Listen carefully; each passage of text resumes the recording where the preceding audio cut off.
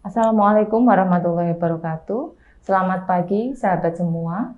Perkenalkan saya Dr. Nur Izah Rahmawati, host dalam acara Sayangi Ginjal Kita dalam rangka memperingati Pekan Ginjal Sedunia. Podcast kali ini RSI Sunan Kudus akan mengadakan tanya jawab dengan narasumber kita. Di samping saya Dr. Solomon, spesialis penyakit dalam, selaku dokter penanggung jawab ruang hemodialisa RSI Sunan Kudus. Selamat pagi, Dok. Selamat pagi, Assalamualaikum. Ya, Dok, ini bertemakan Sayangi Ginjal Kita, ini ada beberapa pertanyaan-pertanyaan nih, Dok. Seperti sebenarnya seberapa penting apa sih ginjal itu buat kita, Dok? Ya, Assalamualaikum warahmatullahi wabarakatuh.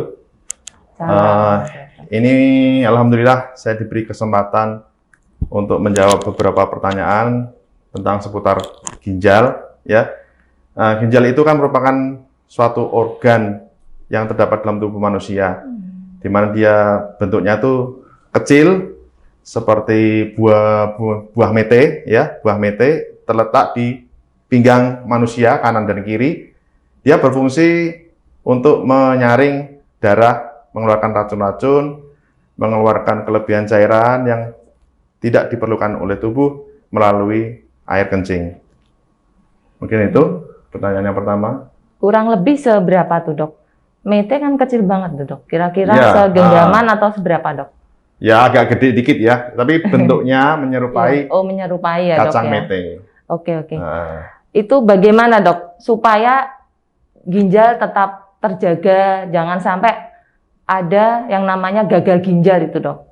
Ya, jadi setiap orang mempunyai 2 buah ginjal ya. Fungsi ginjal itu menjaga hemodinamik tubuh manusia agar tetap bekerja seperti normal apa adanya.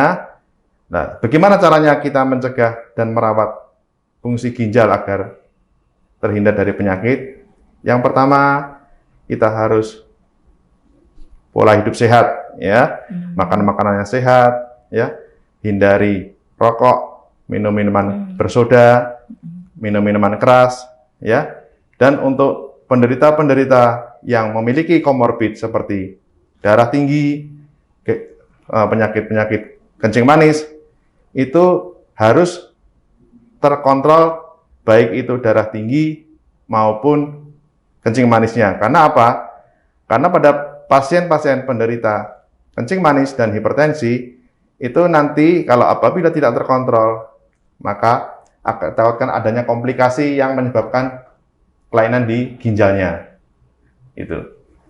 Ya, kadang kan pasien orang awam itu mengira kalau minum obat hipertensi walaupun tensinya sudah normal itu kan menyebabkan gagal ginjal, berarti salah itu ya, Dok. Jadi harus dikonsumsi terus ya, Dok. Tetap. Seperti channel yang sebelumnya ya, Dok, ya. Jadi orang penderita diabetes, orang penderita hipertensi, orang penderita gagal jantung itu harus minum obat setiap hari. Tujuannya apa? Tujuannya supaya mencegah terjadinya komplikasi, terutama yang di sini kita bahas tentang komplikasi dari gagal ginjal. Jadi seperti itu, Bu. Iya. Sangat membantu sekali ya, Dok. Untuk makanan itu, Dok, supaya ginjalnya tetap sehat, atau bahkan makanan untuk pasien-pasien yang memang sudah mengalami gagal ginjal dan harus dilakukan cuci darah itu, Dok. Makanan yang diperbolehkan dan yang tidak tuh, Dok. Sebenarnya kalau untuk penderita sebelum dilakukan cuci darah, itu ada makanan-makanan tertentu yang berfungsi untuk menjaga ginjal kita, yaitu diantaranya yang pertama putih telur, ya. Karena telur itu, baik itu putih telur maupun kuning telurnya itu kan banyak nutrisinya. Tapi di satu pihak, kuning telurnya itu sangat membahayakan bagi penderita yang kolesterol tinggi. Jadi pada penderita-penderita gagal ginjal disarankan untuk memakan putih telur karena kaya akan protein. Terus yang kedua itu minyak zaitun, ya, karena pada penderita gagal ginjal itu bisa dilakukan tambahkan diet untuk minyak zaitun pada makanannya karena dia mengandung minyak protein nabati ya. Yang kedua, kayu manis ya. Kayu manis itu bisa dipakai untuk penambah rasa manis pada penderita-penderita diabetes. Jadi tujuannya supaya nanti mencegah terjadinya komplikasi dari gagal ginjal itu. Yang ketiga, bawang putih. Ya, bawang putih itu bisa juga untuk menjadi makanan pada penderita gagal ginjal. Terus kacang merah, ya.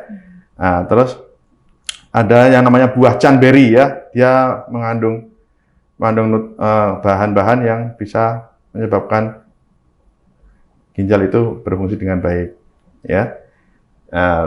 Terus yang selanjutnya, kita harus menghindari kalau pada penderita gagal ginjal itu harus menghindari buah-buahan yang tinggi kalium, ya, seperti buah pisang, ya.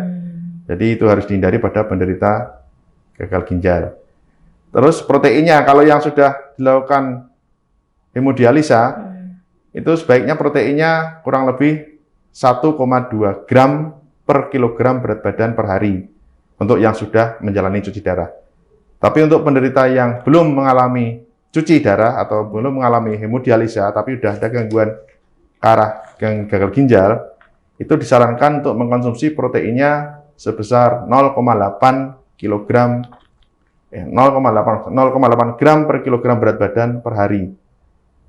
Itu aja Bu Iza. Oh, nah. Jadi misalkan berat badannya 50, 1,2 gram kali 50 ya, itu gitu pada ya penderita caranya. Jadi yang sudah 6 cuci gram darah. berapa gramnya ya dok? Ya, sekitar 60 gram berarti ini dok. Untuk yang sudah cuci darah ya dok. Ya, jadi justru ketika sudah cuci darah itu proteinnya justru ditambah ya dok. Ya, jadi karena begitu dibutuhkan ya. untuk metabolisme tubuh. Oke dok. Biar dia tidak kekurangan nutrisi. Iya. Kemudian ciri-ciri awal tuh dok, penderita yang mengalami gagal ginjal itu apa dok? Ya. Misalnya keluhan-keluhan awal biasanya, yang kadang-kadang tidak disadari. Dok. Yang kita temui penderita yang mempunyai gejala awal terjadinya disfungsi ginjal, itu biasanya dia mengalami kaki bengkak, ya, jumlah urin yang berkurang, ya, bisa sampai mual, muntah, bisa nyampe sesak napas. Nah, itu tanda-tanda yang sering kita jumpai di klinik sehari-hari. Kalau ada tanda-tanda seperti itu, ya, apalagi dia tensinya kita ukur tinggi, kita lihat sekitar bola mata kok anemis atau pucat, nah itu kita sebaiknya perlu waspada untuk apakah pasien ini ada gagal ginjal atau tidak. Iya, oke dok. Gitu ya. Sangat mencerahkan sekali ya dok. Kemudian ada pasien yang bertanya dok, pasien rutin cuci darah. Jadi dia mengalami kesulitan tidur dok. Itu kira-kira bagaimana untuk mensiasatinya gitu dok? Susah tidur, kemudian nyeri ulu hati, gatal-gatal itu dok. Rambut rontok, itu yang sering dikeluhkan itu dok. Pasien-pasien yang rutin cuci darah. Itu kiat-kiatnya bagaimana dok? Ya, untuk menghilangkan faktor psikis dari penderita gagal ginjal memang support dari keluarga, ya, support dari keluarga, terus dari dirinya sendiri untuk mau berobat secara rutin, itu insya Allah bisa mengikhlaskan dirinya menerima penyakit yang sedang dideritanya. Alhasil kalau dia bisa menerima dan mendapat support dari lingkungan sekitarnya, itu insya Allah dia bisa tidur dengan nyenyak. Kemudian masalah yang gatal-gatal, ya, itu akibat dari meningkatnya ureum kreatinin. Jadi racunnya meningkat, beredar di tubuh, rasa gatal, ya. Terus bisa aja asam lambung naik, itu karena mungkin faktor psikis juga, ya. Jadi ya, semua itu harus kita atasi semua untuk pasien-pasien yang gagal ginjal. Oh iya, baik dok. Kemudian ini ada pertanyaan lagi, kalau pasien penyebab dari gagal ginjalnya itu dari batu ginjal dok. Kemudian batu ginjalnya sudah dioperasi, itu apakah nanti bisa membaik atau bagaimana dok untuk persentase keberhasilan dari cuci darah itu dok? Ya, untuk pasien gagal ginjal dengan penyebab adanya batu pada ginjal, ya, itu memang harus diatasi penyebabnya terlebih dahulu. Misal dia ada batu ginjal, ya harus diangkat batu ginjalnya. Untuk presentasi kesembuhannya, kita harus evaluasi laboratorium fungsi ginjalnya, yaitu ureum kreatininnya. Memang untuk awal-awal, apabila ureum kreatinnya masih tinggi, kita perlu lakukan inisiasi hemodialisa untuk menurunkan kadar ureum kreatininnya. Selanjutnya, mungkin tiap 3 bulan sekali bisa kita evaluasi laborat ureum kreatininnya untuk mengetahui seberapa besar fungsi ginjalnya mengalami perbaikan. Oh iya, baik-baik dok. Iya. Jadi kalau misalkan memang masih kadar ureum kreatininnya tinggi, walaupun batunya sudah diambil, tetap dicuci darah ya dok, sampai ada batas tertentu untuk bisa dikurangi proses cuci darahnya gitu ya dok? Ya, jadi kalau mamanya selama masih ada faktor penyebab terjadinya gagal ginjal, baik itu mungkin prerenal, renal, postrenal yang sudah diatasi, kok masih tinggi, berarti dia sudah mengalami renal end stage atau gagal ginjal yang kronik. Dan itu memang terapinya harus didialisis, baik itu hemodialisis, ya, CABG maupun cangkok ginjal.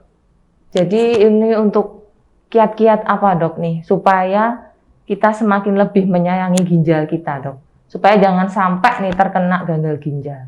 Ya, jadi untuk orang-orang yang belum sampai cuci darah, ya, saya anjurkan untuk selalu menjaga kesehatan, ya, makan makanan yang sehat, olahraga, hindari stres, ya, makan minum yang sehat, hindari minum minuman keras, merokok, ya, minum minuman yang bersoda. Dan untuk pasien yang mengalami komorbid darah tinggi maupun kencing manis, itu dianjurkan untuk rutin minum obat tiap hari, supaya komplikasinya terhadap ginjal tidak terjadi. Untuk penderita-penderita yang sudah mengalami cuci darah, harus rutin, ya, rutin kontrol cuci darah seminggu 2 kali, seminggu 3 kali, sambil tetap berdoa, ya, makan makanan yang sehat. Laboratorium juga dicek tiap 3 bulan atau 6 bulan sekali untuk mengevaluasi dari fungsi ginjalnya. Ya, tetap semangat untuk penderita-penderita cuci darah. Mudah-mudahan insya Allah Tuhan selalu bersama dengan kita. Amin. Amin ya rabbal alamin. Terima kasih nih dok, tanya jawabnya sangat membantu sekali. Semoga bermanfaat. Kami ucapkan terima kasih. Wassalamualaikum warahmatullahi wabarakatuh. RSI Sunan Kudus melayani sepenuh hati.